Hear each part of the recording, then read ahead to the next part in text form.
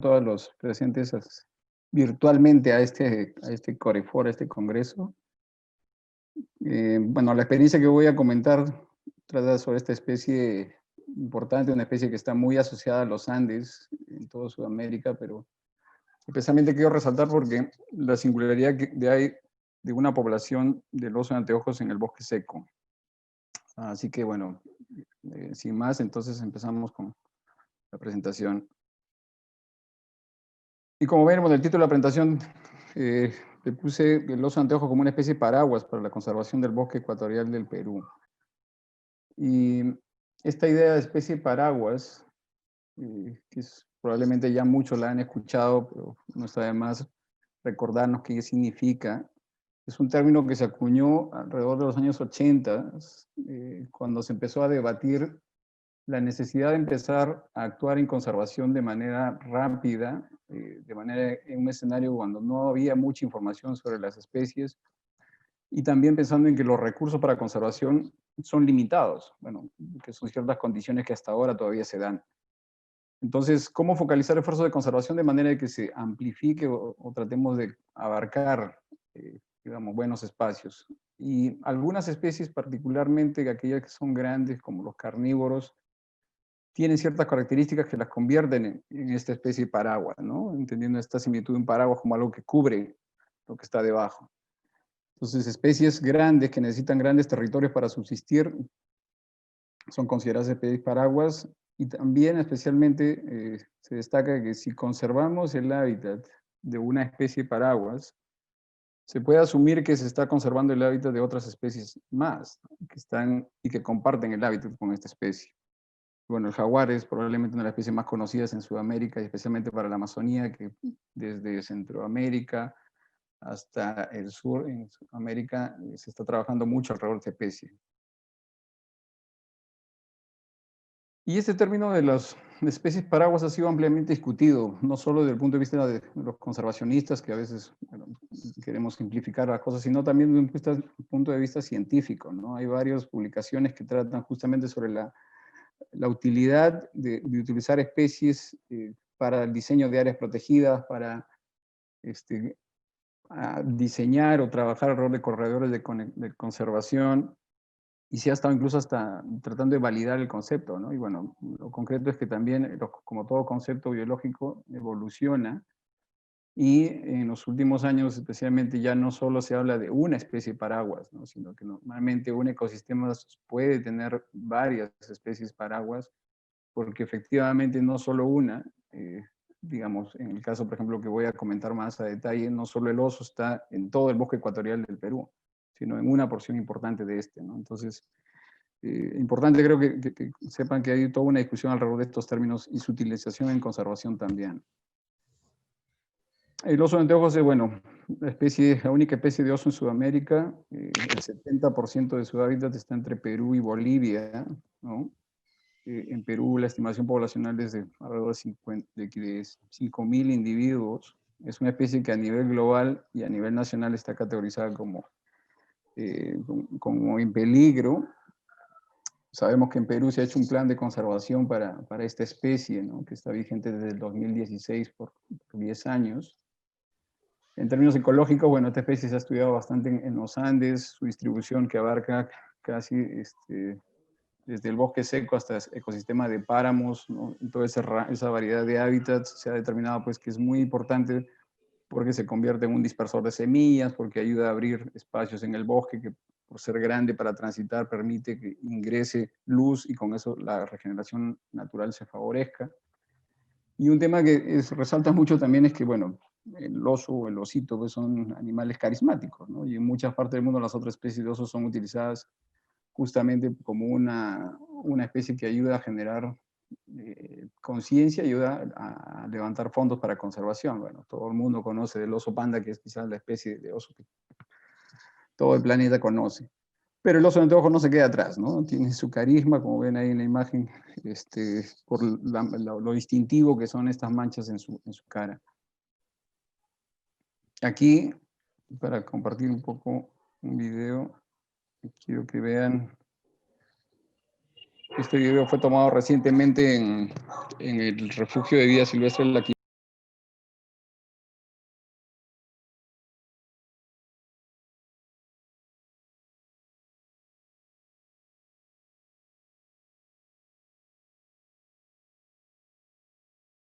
Aquipampa. Justamente ayer descargamos algunos videos de estas cámaras. Como pueden ver, efectivamente no es un mito que el oso existe en el bosque seco, ¿no? Es difícil de observar, pero a través de cámaras trampa, que son las que tenemos dispersas en varias partes del bosque seco, en Lambayeque y en Cajamarca, hemos podido comprobar su existencia y bueno, no solo están ahí, sino también reproducen y están adaptadas a este ecosistema tan particular que es el bosque seco, ¿no? El oso de anteojos ha tenido una presencia histórica y como muchas especies, seguramente su distribución ha sido mucho más amplia, ¿no? Como ven en ese mapa, ahí están los bosques secos en amarillo de colina y en verde de llanura, pero hay en la bibliografía científica registros, ¿no? De que esta especie pudo distribuirse justamente hasta mucho más al sur de donde ahora está y donde probablemente había hábitat también para esta especie en el bosque seco, ¿no? Esta localidad de Menocucho, ahí en La Libertad, que está a unos kilómetros de Trujillo. Es un sitio donde ahí hay un investigador que mencionaba que era relativamente común hace casi 100 años, ¿no? Y bueno, como siempre, eventos de cacería también en la cuenca del Valle de Chicama. En pantalla pueden ver lo que fue uno de los primeros estudios más detallados sobre la distribución del oso en Perú, de hace casi 40 años, de Bernie Payton. Él, como ven ahí en rojo, pues justamente ya identifica que hay una población importante en una franja de bosques secos entre Piura, Lambayeque y hasta La Libertad, bueno, Cajamarca y La Libertad, ¿no? Y el connotado, bueno, todos han hablado de Marc Droyani, él incluso que fue uno de los primeros que empezó a proponer el diseño de áreas protegidas en el país, ya también hace varias décadas se había propuesto incluso crear algunas reservas para proteger osos de anteojos en La Libertad, en el bosque seco de La Libertad. Bueno, y ahora lamentablemente el bosque seco está bastante disminuido en esa región, ¿no? ¿Dónde está actualmente la población de osos de anteojos en el bosque seco? Ahí está en este mapa, todos esos polígonos en rojo que pueden ver en sus pantallas, es la distribución que está en el portal de la Unión Internacional para la Conservación de la Naturaleza, que marca dónde está la distribución basada en registro, basada en información disponible. Y como ven, ahí hay un círculo que encierra lo que sería la población que todavía está actualmente viviendo en los bosques secos. Y aquí quiero aprovechar para mencionar algo que es muy importante. ¿Por qué? Porque en todo su rango de distribución de esta especie, que va desde Venezuela hasta Argentina, solo en el Perú, esta especie tiene una población que se distribuye en el bosque seco ecuatorial. Entonces, es una población bastante particular, bastante única, ¿no? Que es algo bastante singular para nuestro país, tener una población de las que probablemente en tiempos anteriores fue más extensa y que todavía quedan en este ecosistema, que como ven ahí en la imagen, pues tiene ya todo bastante charlas en la mañana tuvieron que tratar sobre el bosque seco y las condiciones bastante complejas que son como hábitat para cualquier especie. Pero imagínense una especie grande como un oso de anteojos que puede llegar a medir más de 1,5 metros, caminando por un ecosistema tan árido como estos bosques secos, ¿no? Nosotros, a partir de ya hace más de 10 años, el equipo aquí en SBC, la Organización para la Conservación de los Osos de Anteojos, entendiendo la importancia de esta población, empezamos a hacer estudios para entender justamente cómo está esta población, qué singularidades tiene y finalmente cómo usar toda esa información para diseñar programas de conservación. En pantalla pueden ver, hay un mapa ahí que muestra una imagen de una porción entre Lambayeque y Cajamarca, que ese es el área donde nos hemos focalizado. Hay 4 sitios específicos de estudio que incluyen a 2 áreas protegidas como el refugio de vida silvestre La Quipampa, que dicho sea de paso es la única área de nivel nacional en el bosque seco creada para proteger la población de esta especie en este ecosistema. Y hay otros espacios contiguos como los bosques de la comunidad campesina de Salas, en la zona del Cerro Venado, y los bosques están alrededor del bloque norte del refugio de vida silvestre de Urima, ¿no? En el distrito de Llama, en Cajamarca. Bueno, para ir dando algunos datos, por lo menos en los 2 sitios donde tenemos más información, que es el refugio de vida silvestre de La Quipampa y en el Cerro Venado, ahí como pueden ver es la estimación poblacional que tenemos. Todo este estudio está basado en miles de horas de videos y miles también, bueno, casi 500.000 fotografías que llevamos acumuladas de cámaras trampa instaladas en todas estas zonas. Y bueno, lo importante, o lo que ayuda un poco a la identificación de los osos, como pueden ver en la imagen del costado, es que estas manchas en su cara, como decía, son únicas, son como su DNI. No hay un oso que tenga la mancha igual a la otra. Y entonces eso facilita justamente la identificación de diferentes individuos y nos permite saber justamente ya información sobre la mortalidad de algunos ejemplares. Pero basado en estos datos, en general podemos decir que la población del oso de anteojos en el Perú podría estar alrededor de los 100 a 150 individuos.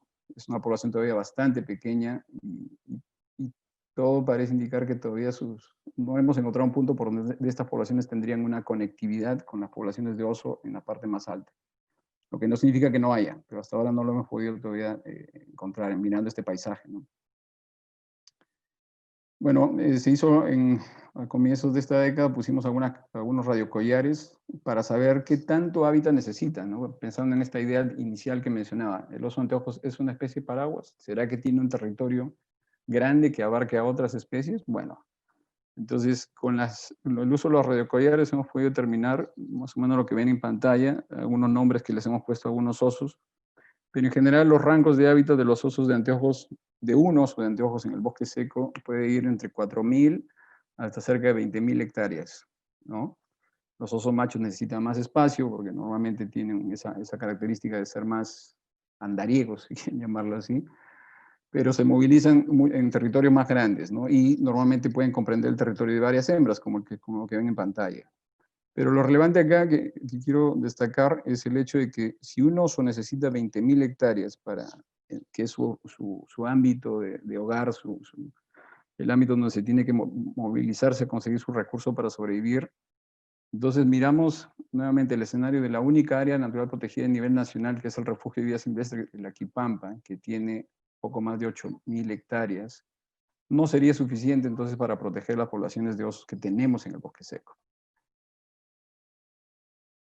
Lo mismo, los datos de Radio Collar nos mostraron que la capacidad de tránsito, de dispersión de esta especie en el bosque seco es también importante, ¿no? En 3 días, 150 kilómetros de caminata de un oso nos da a entender más o menos la cantidad nuevamente de área que necesitan para sobrevivir.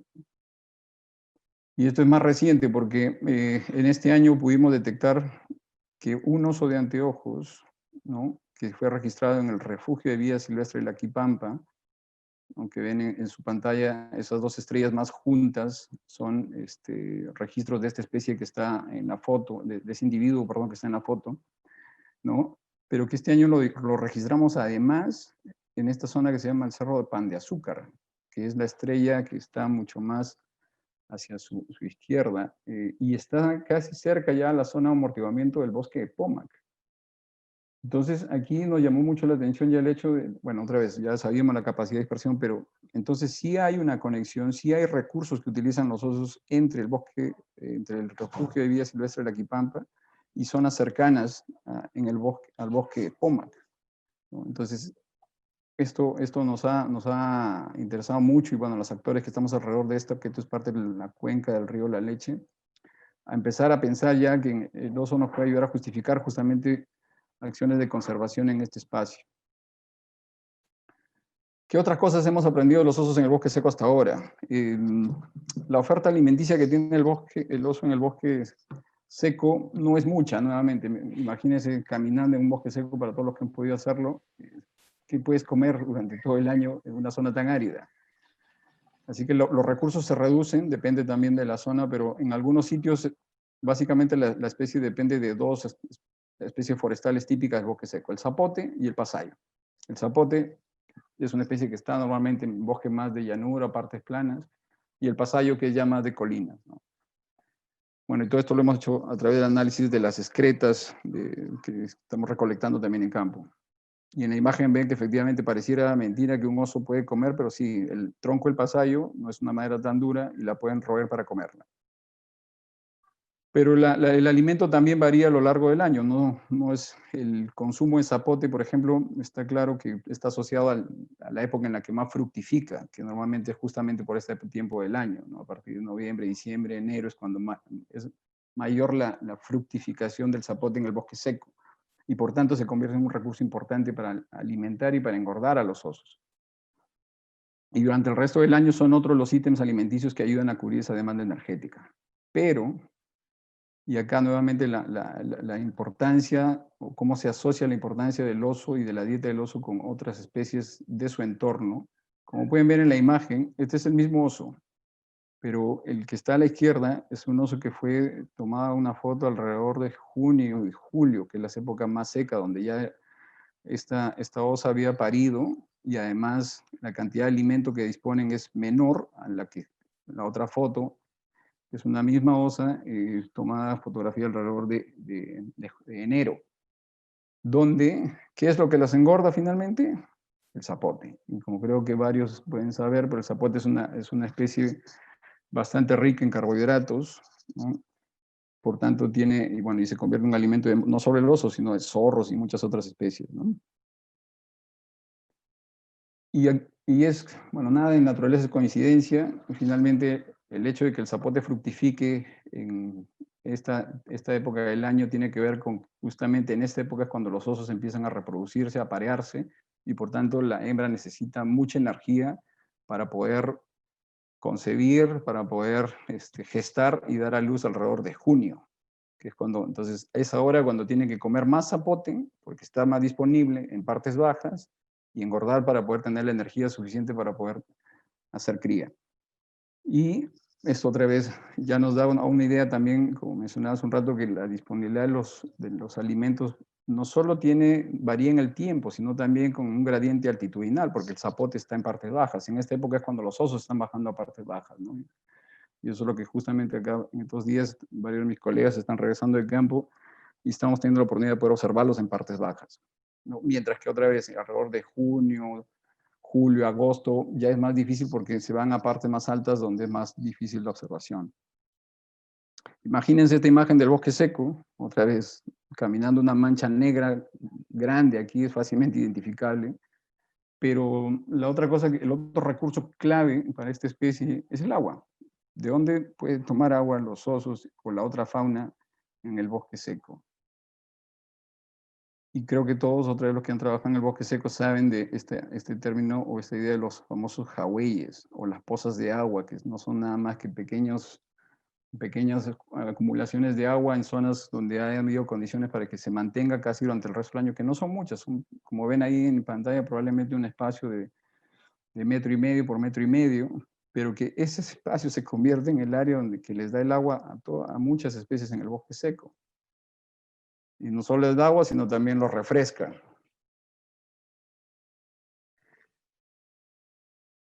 Como pueden ver en la imagen.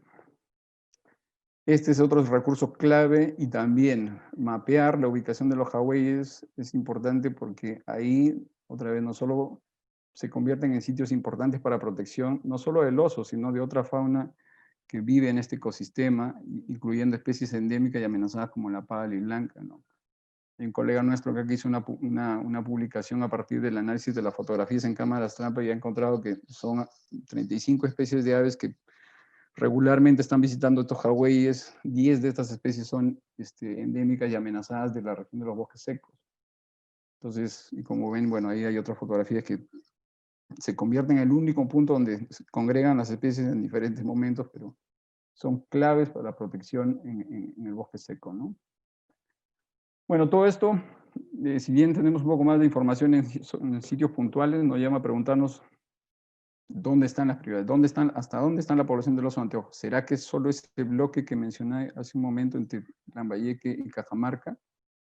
Bueno, aquí se han hecho algunos estudios de modelamiento, considerando zonas incluso hasta la parte norte de Piura, en Suyo.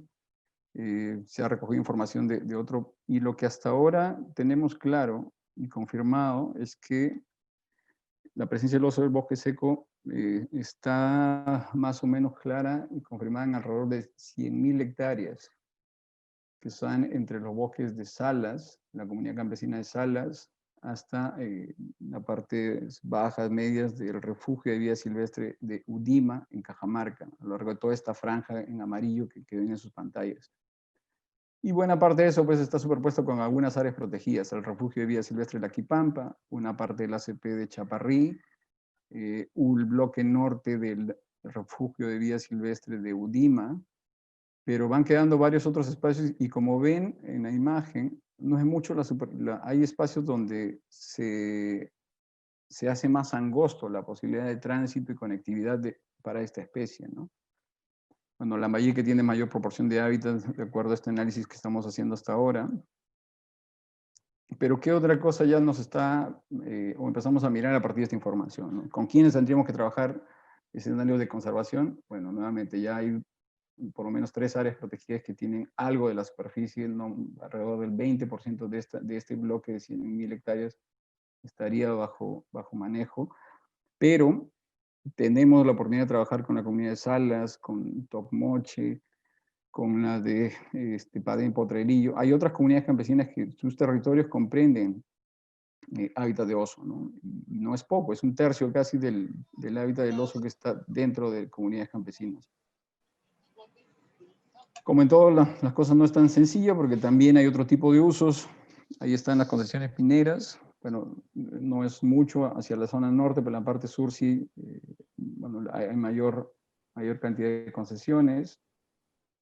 Bueno, este mapa no tienen que entenderlo a plenitud, pero lo que quiero mostrar es básicamente cómo están los otros usos, mirando al oso dentro de un paisaje donde hay actividad productiva, donde hay propiedades, donde hay otros derechos y otras proyecciones de uso. Entonces, se ve que básicamente esta franja que parecía limpia empieza cada vez a hacerse más complicada y solo, o por lo menos lo que hemos determinado es que el 50% de este hábitat tiene derechos de propiedad o de uso. Y eso nuevamente ya en el diseño de un programa de conservación nos tiene que enfocar bien en qué hacer y por dónde empezar a trabajar, ¿no? El tema de amenazas al bosque seco, bueno, ya lo mencionaba bastante en la presentación de la mañana, pero yo quería aprovechar esta imagen porque esto es lo que normalmente está ocurriendo y trasladándolo a la implicancia de la supervivencia de la población de oso. Normalmente los bosques de colinas son como que todavía los que menos están sufriendo presión, ¿no? Los de llanura, por lo que están justamente cerca de los valles, es donde más se está ampliando la frontera agrícola para agroexportación. Aquí en el Valle de la Leche está creciendo mucho esto. Pero, ok, diríamos, entonces están afectando a los bosques de llanura, pero no a los de colina tanto, entonces todavía el oso podría sobrevivir, como decir, en los cerros. Pero recuerden lo que mencionaba hace un rato, el recurso zapote, y ahí hay una plantita de zapote en medio de la foto, está en partes bajas. Entonces, no es tan fácil cuando uno ya empieza a mirar la complejidad de lo que tiene que hacer, decir, me concentro solo en hacer áreas protegidas en zonas de colina, cuando necesitamos mantener la conectividad justamente hacia partes bajas, por varias razones, ¿no? Por la alimentación del oso, por el tema de la adaptación al cambio climático, que dice que las especies van a subir en sus nichos térmicos hacia partes más altas, y por tanto toda esta distribución que ahora tenemos se va a ir modificando seguramente en el tiempo. Hay información que menciona que para mantener poblaciones viables de osos de anteojos se deben tener espacios manejados con cierto nivel de protección de más de 40.000 hectáreas, ¿no? Y nuestra brecha todavía, en todo caso, para el oso de anteojos en el bosque seco está a la mitad. Entonces, estamos hablando de poblaciones viables, significa que tienen que perdurar y sobrevivir en el tiempo, ¿no? Entonces, tenemos una tarea pendiente muy grande. Y lo otro, que es justamente lo que mencionaba esta idea al inicio, ¿no? ¿Qué otras especies están compartiendo el hábitat con el oso? Si protegemos el hábitat del oso en este corredor de 100.000 hectáreas, en este mismo espacio están ya registradas más de 190 especies de aves, ¿no? Y dentro de ese porcentaje, al menos el 70% de las especies endémicas tumbesinas, 14 especies de mamíferos grandes, reptiles, la flora también es importante, incluyendo especies amenazadas y protegidas por la ley como el zapote, que mencionamos hace un rato. Y para que vean un poco la diversidad de especies, ahí hay una foto que han salido en las cámaras trampa, los carnívoros, bueno, el gato montés, que es una especie también que poco a poco se va empezando a conocer más de su población en el bosque seco. Felinos, puma, tigrillo, cabeza de mate, registros de especies incluso no conocidas anteriormente. Lo que está en su pantalla es un jaguarundi, es una especie que tiene una distribución más amazónica, pero de la cual hemos tenido registro ya en el refugio de vida silvestre de la Quipampa, que es bosque seco. Entonces, hay mucho más especies que están compartiendo el hábitat con el oso, ¿no? Y para el caso de las aves también, bueno, la emblemática pálida y blanca tiene su ámbito de distribución bastante similar, o casi al hábitat que tiene el oso en el bosque seco. Sitios importantes para el cóndor andino en la costa están en el bosque seco que habita el oso. Esta especie que es la otra pava, la pava barbada, que es más de montaña, también hay poblaciones que llegan hasta partes bajas en la Quipampa, en Salas. Pero no solo especies, ¿no? Yo creo que mirando ya otra vez la parte cultural, alrededor de esta superficie que es el hábitat del oso, hemos encontrado evidencia cultural asociada a culturas como Sican, aquí en el Valle de la Leche. Entonces, que incluso en su momento, bueno, el doctor Helera nos menciona que tenían una veneración particular a especies grandes como el oso. Entonces, es una especie que ha estado muy metida probablemente también en la cultura en las culturas prehispánicas en la costa norte del país.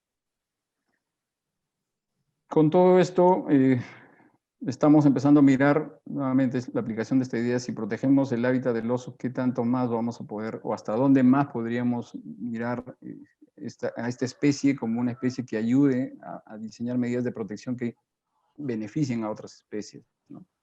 En el mapa que ven ahí en pantalla, en azul, bueno, en verde son todas las áreas protegidas, en azul es en azul intenso es el área que ya está confirmada donde hay poblaciones de oso. Ahorita son las 100.000 hectáreas que le mencionaba, pero en el modelamiento y recogiendo información también de población en otros lados, hay lo que llamamos el potencial, hábitat potencial en otras zonas, incluso hasta la ACR Salitrá-Huarmaca, donde el equipo acá hizo una visita alrededor del 2010 y encontraron evidencia. Bueno, ahí sí ha habido oso y eso lo sabemos ahí por versiones que yo he escuchado con gente en la zona hasta hace unos 25 años, pero evidencia reciente no se ha encontrado, lo que no significa que no esté, lo que significa que hay que hacer más trabajo de investigación en esas zonas. Con estos mapas, lo que nosotros hemos podido identificar son como prioridades donde ya hay que trabajar temas de conservación para proteger conectividad, ¿no? En esta idea de proteger no solo un hábitat de manera longitudinal, como se ve ahí de norte a sur, sino también pensando en mantener la sucesión ecológica del bosque seco desde las llanuras hasta las partes montañosas, ¿no? Así que el área alrededor de la Quipampa, el bosque seco de Salas y la comunidad bueno, y el Cerro Venado es un área crítica importante. La otra es conectar estos bloques que está hacia el este de Chaparrí con lo que está en Udima. Y hay espacios que nosotros consideramos de prioridad de investigación, donde se necesita confirmar si todavía hay población viva de osos de anteojo, ¿no? Y ahí sí nos iríamos hasta Piura, un poco más al sur en Cajamarca y eventualmente una pequeña porción en La Libertad, ¿no? Donde los modelos arrojan que podría haber todavía población ahí, pero que se necesita más investigación, más gente, más recursos para poder mirar todo este paisaje ya quizás como un paisaje prioritario a partir de esta especie nuevamente que es, como ven ahí en la foto, bastante llamativa, bastante singular en el bosque seco, ¿no?